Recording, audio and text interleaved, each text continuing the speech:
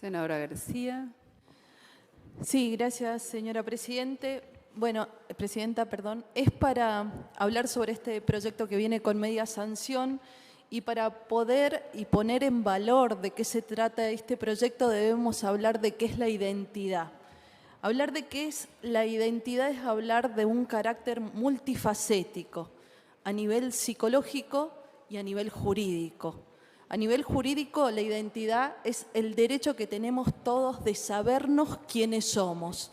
Y al nivel psicológico tiene un carácter psicológico y genético, uno estático y uno dinámico. Uno estático cuando nosotros hablamos de las huellas digitales, de los genomas, de aquello que nos llega genéticamente.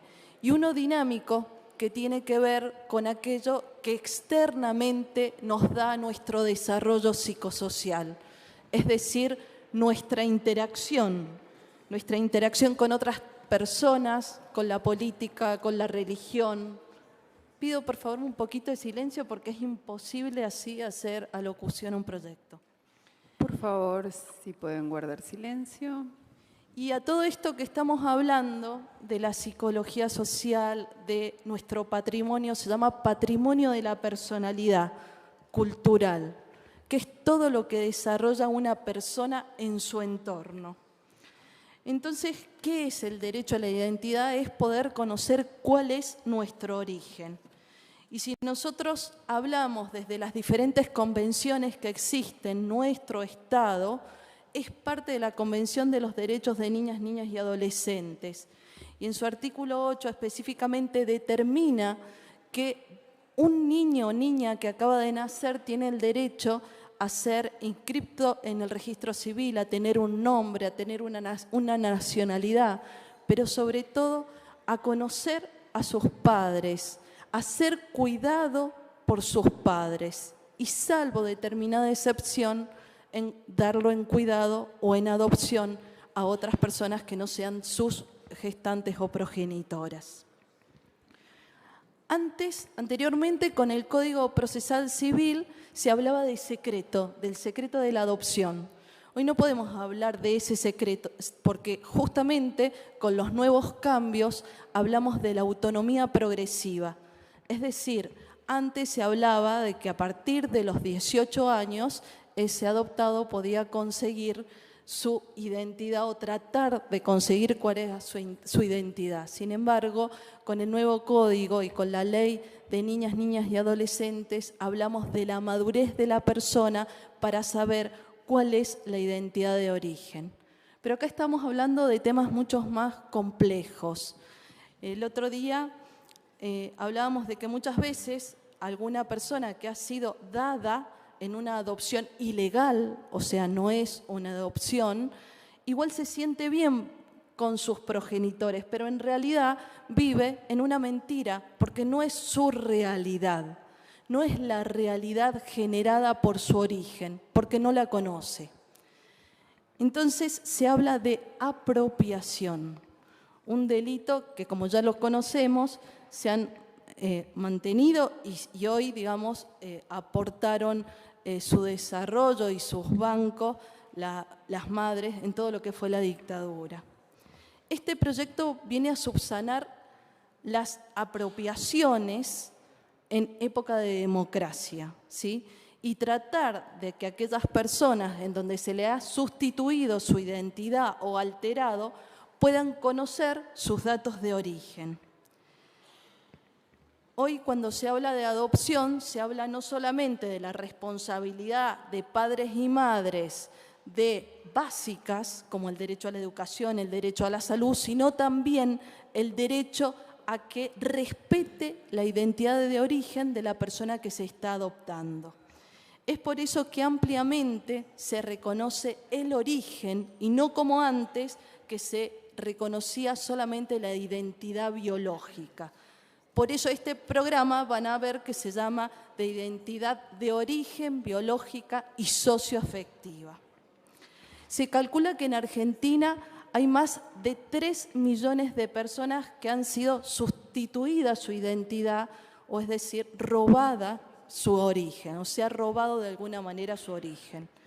En términos generales y bajo las asociaciones que trabajan en esta temática hace mucho tiempo, según un relevamiento, en Mendoza habría alrededor de 100.000 personas con esta sustitución de identidad.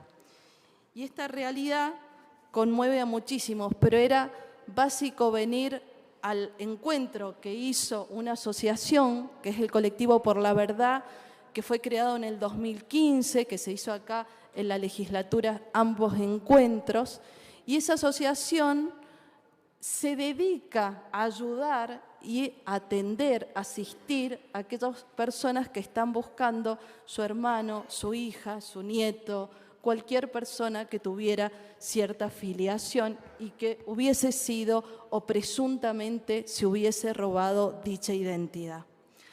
Era digno de escuchar a cada una de las personas que hablaban y que decían: hace 4 años que me enteré que fui adoptada, que fui robada, soy una persona apropiada, perdí a mi bebé y no me dieron partida ni de defunción, ni me dieron el cuerpo del bebé. Mi pareja me acompaña buscando a mis datos de identidad.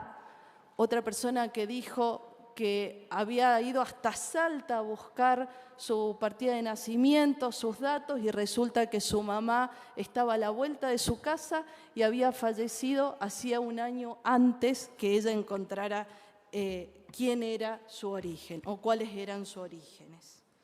Y escuchar este tipo de historias de vida, la verdad que resalta mucho lo mal que hemos hecho o lo mal que estamos haciendo dentro del Estado en democracia, esto del año 83 para adelante.